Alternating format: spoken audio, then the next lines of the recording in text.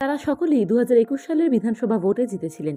তারা সকলেই রাজ্যের গুরুত্বপূর্ণ মন্ত্রী, কিন্তু লোকসভা নির্বাচনে তাদের বিধানসভায় পিছিয়ে দিয়েছে তৃণমূল।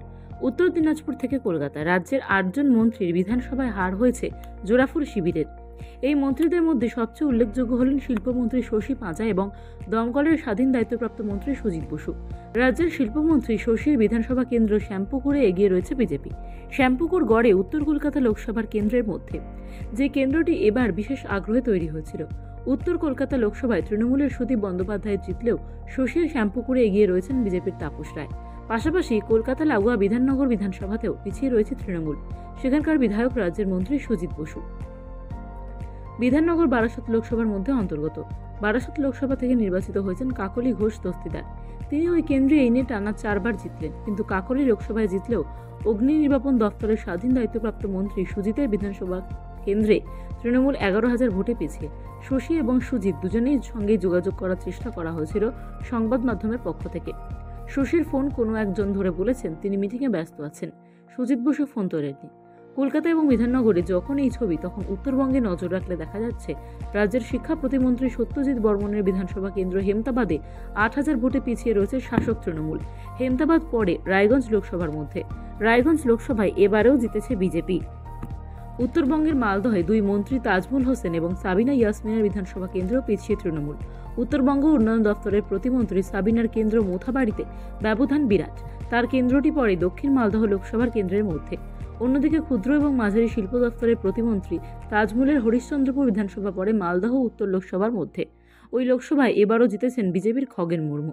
মন্ত্রী তাজমুলের কেন্দ্র হরিশ্চন্দ্রপুরে পিছিয়ে তৃণমূল 5,000 ভোটে।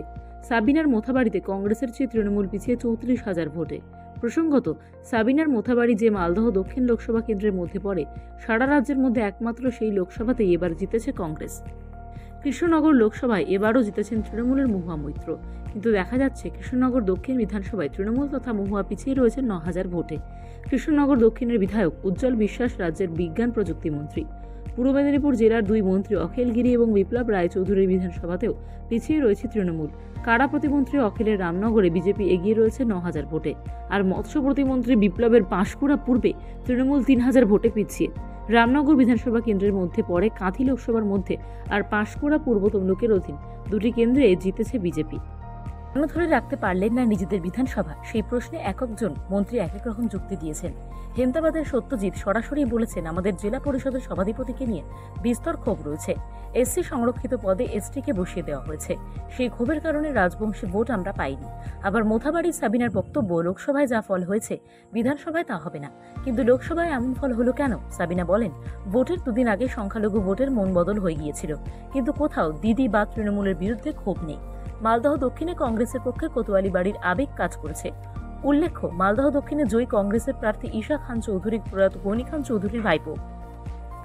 গনির পরিবারকে ঘিরে মালদহে আবেগ রয়েছে, সাবিনা সেই যুক্তিই দিয়েছেন।